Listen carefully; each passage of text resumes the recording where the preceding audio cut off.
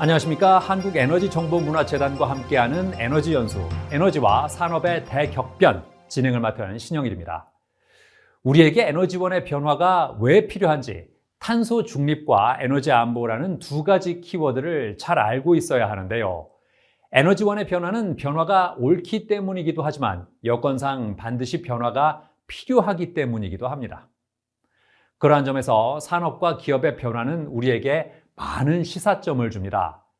기업은 이윤 추구를 목적으로 합니다. 따라서 기업은 아무리 옳은 일이라도 기업 운영을 위해 장래 이윤 창출에 도움이 될 만한 합리적인 사유가 있어야 변화를 시도합니다. 그렇다면 지금의 기업들은 어떨까요? 산업계 전반적으로 에너지 환경의 변화에 적극적으로 대응하고 있을 뿐만 아니라 기업이 나서서 에너지 환경 변화를 선도하기도 합니다. 탄소 중립과 에너지 안보를 위한 에너지원의 변화가 기업의 미래에 반드시 필요해졌기 때문입니다. 이번 강의에서는 산업계의 에너지 환경에 대한 대응과 변화를 살펴보겠습니다. 제4차 산업혁명과 리쇼어링. 우리는 산업혁명이 사회와 에너지원을 어떻게 바꿨는지, 그리고 에너지원은 산업을 다시 어떤 방향으로 변하게 했는지 알고 있을 겁니다. 그런데 이러한 변화는 산업혁명 이후에도 3번이나 더 있었습니다. 첫 번째, 산업혁명이 화석연료를 이용해서 기계화하는 혁신이었다면 20세기 초에 이루어진 두 번째 산업혁명은 부품과 공정을 표준화해서 대량 생산하는 혁신이었습니다. 흔히 컨베이어 벨트로 상징되곤 하는 대량 생산 체제를 말합니다. 세 번째 산업혁명은 20세기 후반에 일어난 자동화 혁명입니다. 이전에 컨베이어 벨트식 대량 생산에서도 기계를 조작하거나 부품을 조립하는 일은 사람이 해야 했는데 발달된 전자기술로 단순 작업을 사람보다 빠르게 지치지 않고 반복하는 로봇을 이용한 것이죠. 지금까지 3차례의 혁신을 보면 분명한 흐름이 보입니다. 바로 사람이 직접 하는 일을 점점 줄이고 기계가 하는 일을 늘리는 것이죠. 현재 진행 중인 4번째 혁명은 아예 기계만으로도 생산할 수 있는 방향으로 변모하고 있습니다. 데이터와 인공지능의 힘으로요. 자, 그럼 제4차 산업혁명에 대한 내용을 계속해서 살펴보겠습니다. 제4차 산업혁명은 학자마다 다르게 정의합니다. 아직 진행 중인 일이라 분명하게 평가하기 어려우니까요. 다만 한 가지에는 여러 사람들의 생각이 모이고 있는데 바로 데이터를 스스로 모아서 공유하고 이를 바탕으로 학습한 인공지능이 전체 생산을 조절하는 것입니다. 3차 산업혁명까지는 사람이 손으로 직접 해야 하는 일들을 기계가 대신하는 방향으로 변화했습니다. 그런데 4차 산업혁명은 주문을 받고 생산을 계획하고 공정을 관리하고 상품을 출고해서 배송하는 모든 과정을 완전히 자동화하려 합니다. 4차 산업혁명의 이러한 목표는 단지 일을 하기 귀찮기 때문인 것은 아닙니다. 사람의 주의력이나 활동량, 정밀함에는 한계가 있습니다. 그래서 아무리 숙련된 인력이 주문을 처리하고 공정을 관리한다고 하더라도 수많은 고객의 요구나 취향에는 일일이 반응하기 어렵죠. 자연히 시장은 표준화된 제품을 여러 가지 내놓고 이를 사람들이 선택하는 식으로 이루어집니다. 그런데 관리를 기계가 한다면 수많은 주문을 아주 짧은 시간에 거의 실시간으로 처리해서 원하는 요구사항을 거의 정확하게 맞춰주도록 할 수 있습니다. 생산 공정 중 발생할 수 있는 수많은 돌발 상황을 24시간 모니터링하다가 문제가 생기면 즉시 대응하는 것도 가능하죠. 사람에 의한 오류를 배제할 수 있는 것입니다. 그래서 제4차 산업혁명은 시스템 구축 단계에서 막대한 비용이 필요하지만 장기적인 운영 관점에서 보면 비용이 오히려 줄어듭니다. 그리고 그 비용에는 에너지도 당연히 포함되죠. 과거에도 그랬듯 지금 역시 기업은 비용은 줄이고 매출은 높여서 이윤을 극대화하는 것이 목표입니다. 따라서 지금 진행 중인 4차 산업혁명 역시 앞서도 설명했듯 적은 비용을 투입하고도 매출을 높이는데 목표가 있습니다. 이 과정에서 자연히 에너지 비용이나 자원 활용에 따른 리스크 관리 비용도 줄어들죠. 예를 들어 석유를 이용해 합성섬유를 생산하는 기업이 있다고 해봅시다. 이 기업이 ICT를 기반으로 4차 산업혁명 요소를 적극적으로 도입해서 공정을 바꿨습니다. 그 결과 더 적은 에너지와 석탄을 사용하고도 더 많은 섬유를 생산할 수 있었습니다. 같은 양의 상품을 얻는데 예전보다 더 적은 에너지와 자원을 소비한 것입니다. 최근 기업들이 친환경적인 행보를 보이는 이유도 여기에 있습니다. 친환경 경영은 기업이 부담을 무릅쓰고 착한 행동, 공공성 높은 행동을 일부러 하려는 것이 아니라 그 방향이 요즘 기업의 이윤을 창출하는데 더 유리하기 때문입니다. 이는 과거와는 달리 기술이 발전함에 따라 친환경적 전환이 비용 요소가 되기보다 더 큰 이익으로 되돌아올 수 있기 때문입니다. 기업들은 ICT를 활용해 수요를 실시간으로 예측하고 생산량에 반영할 수 있게 되었습니다. 에너지와 자원 사용량을 최소화하는 에너지 효율화를 통해 생산에 투입되는 비용을 줄일 수 있게 되었고, 기업의 이익과 소비자의 편익 증대로 연결되고 있습니다. 정보통신 기술 혁신이 가져다준 효과를 잠시 살펴볼까요? 스마트 팩토리는 생산 공정과 공정 간 서로 데이터를 주고받으며 유기적으로 연결되어 총체적 관점에서 지휘할 수 있는 특징이 있는데요.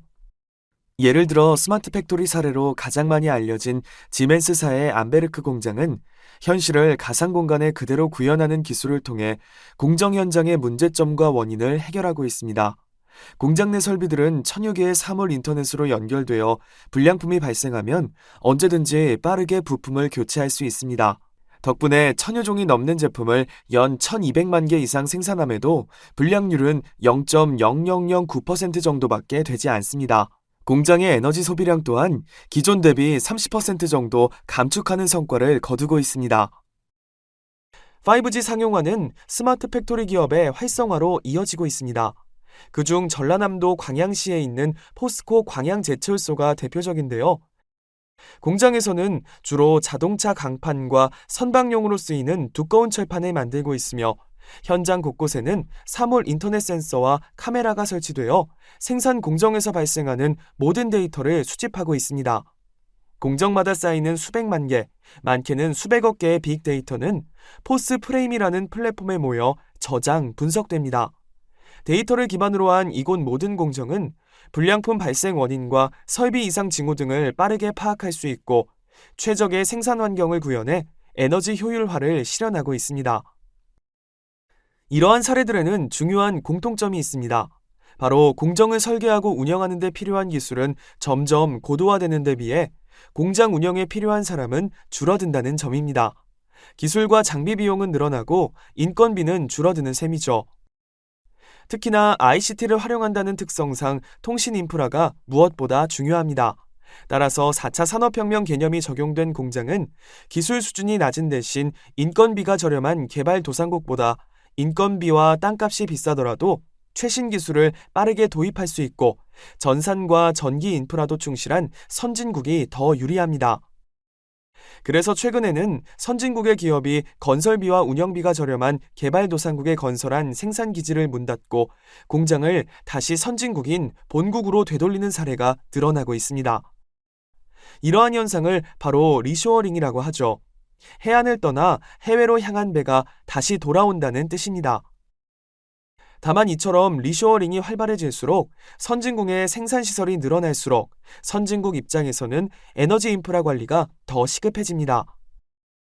생산시설이 들어오는 만큼 에너지 소비가 크게 늘어나는 데다 4차 산업혁명이 진행될수록 공장에서 운영하는 기계와 시스템이 복잡하고 많아지니까요.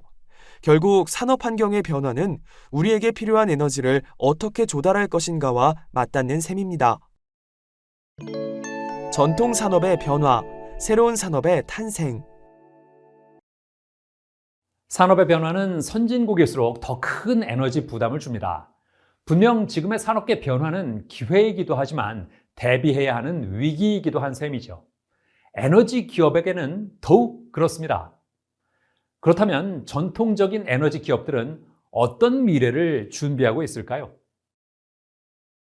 굴뚝산업의 대표라고 할 수 있는 메이저 석유 회사들도 석유시대 종말이라는 위기 앞에서 살아남기 위해 친환경 시대를 대비하고 있습니다. BP, 토탈, 쉘 등은 100여 년간 전 세계 석유 자원 유통을 좌지우지해온 에너지 기업들인데요. 화석연료가 주 사업 분야인 이들조차 경영 방향을 재생에너지, 친환경으로 선회할 정도죠. 영국 석유기업 브리티시 페트롤리엄은 탈석유에 박차를 가하며 2030년까지 석유 가스 생산을 40% 감축하고 신재생 에너지 사업 투자를 확대해 종합 에너지 회사로 거듭난다는 계획을 밝혔습니다. BP는 영국 북해 유전을 관리하는 회사인 만큼 이러한 결정은 이들이 화석연료의 미래를 얼마나 불안하게 바라보는지 알려줍니다. 오랜 전통의 석유기업 쉘은 변화하는 시장에 맞서 2025년까지 매년 20에서 30억 달러를 청정에너지에 투자하겠다는 계획을 발표했습니다. 쉘은 청정에너지 기업을 인수하고 호주 퀸즐랜드에 120메가와트 규모의 산업용 태양광 발전단지를 건설하는 프로젝트를 추진하여 매년 3만 톤의 탄소 배출 저감 효과를 기대하고 있습니다. 향후 10년 내 네덜란드 북부에 풍력 발전 기반의 수소 발전소를 건설할 계획을 가지고 있으며 세계에서 가장 큰 유럽 수소밸리를 조성할 예정입니다. 프랑스 최대 정유사 토탈도 저탄소 사업을 확대하고 있습니다. 2025년까지 재생에너지 발전 용량을 25기가와트로 확대할 예정이며 2040년까지는 전체 전력 믹스에서 저탄소 사업을 15에서 20% 수준으로 확대한다는 계획입니다. 프랑스는 원자력 비중이 특히 높은 국가라 국가 전체 에너지 부문에서 토탈의 저탄소 에너지가 차지하는 비중은 그리 크지 않겠지만 토탈이 아프리카 등의 지역에서 지닌 입지를 생각해보면 향후 글로벌 에너지 시장 진출을 노리는 셈입니다. 이처럼 오랜 전통을 지켜온 글로벌 화석연료 기업들은 변화하는 시대에 맞춰 재생에너지 등 저탄소 에너지원으로 사업 방향을 수정하고 있습니다. 그저 우리도 환경에 신경 씁니다 라는 메시지를 주는 홍보 활동이 아니라 미래 성장 동력을 확보하려는 진지한 투자이죠. 기존의 기업들이 변신을 서두르는 한편으로는 새로운 분야의 산업도 탄생하고 있습니다. 에너지 체계가 저탄소 중심으로 변화하고 ICT를 활용한 실시간 관리 시스템이 구축되면서 산업 분야 변화도 빠르게 이루어지고 있죠. 대표적인 변화가 재생에너지와 원자력 기업입니다. 지난 10여 년 동안 태양광과 풍력 시장이 급성장하면서 해당 분야에서 많은 기업들이 급성장했습니다. 특히 4차 산업혁명과 함께 저탄소 에너지 수요가 늘어남에 따라 재생에너지 기업들이 빠르게 성장했죠. 실제로 골드만삭스와 같은 글로벌 투자은행은 재생에너지 기업의 가치가 당분간 급성장할 것으로 내다봤습니다. 풍력 발전을 가장 먼저 대규모로 시작한 나라인 덴마크는 풍력 발전 설비 제조업체인 베스타스를 글로벌 기업으로 키워냈고 독일의 전통적인 전기 기업 지멘스 역시 풍력 터빈 시장에서 주요 생산자로 부상했습니다. 특히 스페인의 약진이 눈부시죠. EDP 리뉴어블스와 같은 회사는 전 세계 풍력 시장을 발판으로 주목받는 투자처로 급부상했습니다. 아시아에서도 중국의 급격한 재생에너지 성장을 발판 삼아 여러 신생기업이 탄생했습니다. 이미 중국의 CATL은 배터리 분야에서 세계 1위 기업으로 성장했으며 태양광에서는 둥웨이솔라, 선그로우, 론지 등이 거대한 내수를 바탕으로 선두 기업으로 도약했습니다. 일본 역시 레노바와 같은 기업들이 재생에너지 건설 분야에서 이름을 쌓고 있죠. 최근에는 원자력 기업들이 다시 주목받고 있습니다. 앞서 살펴봤듯이 국제적으로 화석연료 유통에 문제가 생기면서 가스는 이제 안심할 수 없는 자원이 됐는데요. 탄소 배출량이 많은 석탄을 다시 쓰기도 어렵고 연료가 아니라도 쓸 곳이 많은 석유는 가격이 너무 비싸죠. 자연히 재생에너지의 불안정한 출력을 보완하려면 원자력을 다시 고민할 수밖에 없습니다. 그래서 최근 여러 국가들이 후쿠시마 사고 이후 중단됐던 원전 프로젝트를 재가동하면서 세계적으로 원자력 시장이 크게 성장했습니다. 특히 소형 모듈 원전이 중요한 시장이 되리라는 예측입니다. 그 내용 함께 만나보실까요? SMR은 하나의 용기에 냉각제 펌프를 비롯한 원자로, 증기 발생기, 가압기 등 주요 기기를 담아 일체화시킨 원자로로 전기 출력 300메가와트 이하의 전력을 생산할 수 있습니다. 필요한 모든 시설을 갖추고 있어 냉각수와 터빈만 연결하면 간단하게 발전소를 만들 수 있는 데다 대량 생산을 염두에 두고 있어 저렴하죠. 게다가 기성품으로서 완전한 밀폐 구조를 갖췄기에 안전성도 일반적인 대형 원전보다 높다고 합니다. 적당한 규모의 발전소를 빨리 건설해야 하는 상황에 적합하죠. SMR은 오지나 개발도상국에 저탄소 에너지원을 공급하는데 유용할 것으로 기대됩니다. 그래서 영국 국립원자력연구소는 2035년까지 세계적으로 650에서 850기의 SMR이 추진돼 시장 규모가 약 379조에서 632조로 확대될 것이라고 전망하기도 했습니다. 물론 SMR은 사용 후 원자력 연료를 어떻게 처리할 것인가라는 문제가 있습니다. 다만 재생에너지로 이행하는 과정에서 한시적으로 부족한 전력을 보완하는 데는 매우 중요한 역할을 할 것으로 기대됩니다. 그래서 최근에는 마이크로소프트 창업자인 빌 게이츠와 기업 투자가인 워렌 버핏이 손잡고 SMR 건설 계획을 밝히면서 SMR에 관심이 높아지기도 했습니다. 아직 걸음마 단계인 SMR 시장이지만 우리나라 역시 그간 축적된 원자력 발전 기술력과 노하우를 바탕으로 SMR 시장에 진입할 채비를 하고 있습니다. 산업 변화가 우리의 삶에 미치는 영향. 에너지의 변화에 따라서 산업과 경제 활동도 변화하고 있습니다. 그런데 이러한 활동은 워낙 먼 곳에서 일어나는 일처럼 느껴집니다. 당장 나의 삶에 어떤 영향을 주는지도 모르는데 관심을 가질 필요가 있을까요? 결론부터 말씀드리면 분명히 관심을 둬야 합니다. 여러분과 여러분 후손의 삶에 직접적인 영향을 주기 때문인데요. 기업은 기업 활동을 통해서 우리의 삶과 생각에 큰 영향을 줍니다. 우리가 일상에서 늘 사용하는 제품, 마트나 매장에서 하는 결정이 모두 기업 활동의 일부니까요. 그래서 기업의 관점은 사람들의 삶에 많은 영향을 미칩니다. 그런 의미에서 현재 진행 중인 윤리적 기업에 대한 논의를 살펴볼 필요가 있습니다. 최근 기업은 친환경 경영을 표방하고 기업의 최상위 가치에 반영하곤 합니다. 이는 환경처럼 소비자들이 크게 체감할 수 있는 분야가 소비자의 선택에 분명한 영향을 주고 있으며 환경 이외에도 다양한 사회적, 환경적 의제에 반응하면서 올바른 방향성과 가치관을 가지고 운영할 것을 요구받고 있습니다. 바로 소비자의 선택, 유권자가 선택한 정부의 규제와 같은 방식으로 말이죠. 이에 최근에 새롭게 부각되고 있는 경영 원칙 키워드가 바로 ESG입니다. ESG란 Environment, Social, Governance의 앞글자를 딴 용어로 세 가지 분야를 기업의 지속 가능성과 사회적 가치 창출의 판단 기준으로 삼는 것을 말합니다. 환경은 기업이 경영 활동을 하면서 탄소 배출 저감 노력 등 얼마나 친환경적인 기업인지 살피는 것이고, 사회는 평등 고용이나 안정성, 지역사회 기여 등 사회적 책임 활동을 보는 것이며, 지배구조는 건전하고 투명한 기업으로 법과 규칙을 잘 지키면서 윤리적인 경영을 위해 노력하는지를 판단합니다. ESG 경영은 급변하는 기업 환경과 한치 앞도 장담할 수 없는 불확실한 미래에서 점점 주목받고 있습니다. ESG 경영이 힘을 얻고 있는 이유는 환경, 사회, 지배구조라는 기준이 기업의 지속 가능성에 영향을 주는 핵심 가치로 여겨지기 때문입니다.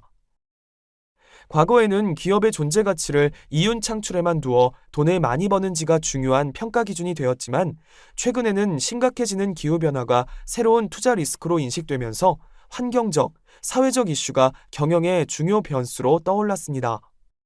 한편으로는 불평등이 심화되는 경제적 환경에 대응하여 소비자들은 기업의 공정성에도 민감하게 반응하고 있죠. 공장 노동자가 사망할 경우 큰 이슈가 되곤 하는 이유가 여기에 있습니다. 이러한 사건은 구매 의사에도 분명한 영향을 주곤 하죠. 최근 신냉전이 심화되면서 국가 간 갈등도 시장에 미치는 영향이 커졌습니다. 과거에는 기업은 기업, 정치는 정치라는 인식이 강해서 정부끼리는 으르렁거리더라도 기업끼리는 거래를 이어가는 경우가 많았지만, 지금은 경제 제재와 같은 형식으로 정치 상황이 시장을 좌우하는 일이 많아졌습니다. 결국 오늘날 기업이 내리는 가치 판단은 시장에서의 경쟁력에 큰 영향을 줍니다. 환경적, 사회적, 정치적 이슈에 따라서 기업을 바라보는 시선이 달라지고 판로가 제한되기도 하니까요.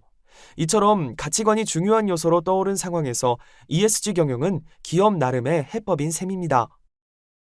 ESG는 기업의 가치를 철저히 투자자의 관점에서 접근해 바라보는 경향이 있고, ESG 경영을 잘 따르는 기업이라 함은 올바른 기업 경영 방향성을 가지고 운영되고 있으며 미래 가치와 기업 지속 가능성을 높이는 데 노력하는 기업으로 평가됩니다. 친환경을 넘어선 윤리 경영이 주목받으면서 ESG에 투자하는 글로벌 자산 규모도 갈수록 증가하고 있습니다. 글로벌 자산 운용사들은 최근 투자 결정 과정에서 ESG를 가장 중요한 데이터로 활용하고 있습니다. 국내 금융사들 역시 기업들의 ESG 경영 방침을 고려해 기업의 투자 및 대출 규모를 결정하고 있습니다. 기업 입장에서도 ESG는 기업 경쟁력을 끌어올리는 경영 방식이 되고 있습니다. 당장은 영업이익이 낮아질 수 있어도 장기적으로는 기업의 재무 상태가 탄탄해지고 지속 가능성이 높아진다는 것입니다. ESG 경영 기업은 자본력이 우량한 투자자로부터 안정적으로 자금을 조달할 수 있으며 기업 평판이 개선되는 등 장기적으로 폭넓은 사업적 이점을 얻을 수 있습니다. 기업 경영의 트렌드는 이제 친환경에서 더 나아가 윤리적, 사회적 책임을 다하는 가치로 확장되고 있습니다. 기업의 방향성과 활동의 이러한 변화는 소비자들이 일상에서 경험하는 여러 가치관과 판단들이 기업 활동에 직접적인 영향을 주고 다시 기업의 결정이 소비자의 인식에 영향을 주는 시대임을 보여줍니다. 예전에는 금전적인 부분만을 고려해서 비용 대비 효용이 구매를 결정하는 요인으로 인식됐다면 이제는 소비자가 삶에서 느끼는 가치와 주관적 경험을 모두 합리적으로 추적하고 기업 활동에 반영할 수 있는 요소로 자리 잡았다는 뜻이죠. 이러한 변화는 4차 산업혁명 때문이기도 합니다. 기업이 수많은 데이터로부터 고객 개인의 니즈와 가치관, 생활 양식을 알아내고 이를 유의미한 정보로 정리할 수 있는 시대입니다. 따라서 지극히 개인적인 부분이라 제3자인 기업이 알 수 없었던 가치관이나 생각이 기업 활동에 반영되는 길이 열린 것이죠. 이제 기업들은 환경 이슈에 소비자가 어떻게 반응하는지, 제품의 구매에 어떤 영향을 주는지 분석하고 예측할 수 있습니다. 그렇다면 기업이 개인의 가치관에 관심을 갖는 것은 지극히 당연한 과정입니다. 환경 역시 마찬가지입니다. 이제는 기업이 기후변화와 자원 고갈, 환경 오염과 같은 전 지구적인 문제, 사람들이 여러 경로를 통해 심각하다고 여기는 문제에 대해 책임지는 모습을 보여야 시장에서 유리한 입지를 차지할 수 있습니다. 기업이 환경에 많은 관심을 기울이기 시작한 이유이기도 합니다. 산업의 변화는 시장을, 시장의 변화는 기업을, 기업의 변화는 에너지원을 바꿉니다. 기업은 단지 그것이 옳기 때문이 아니라 기업의 이윤을 보장하기 때문에 에너지원 변화에 나섭니다.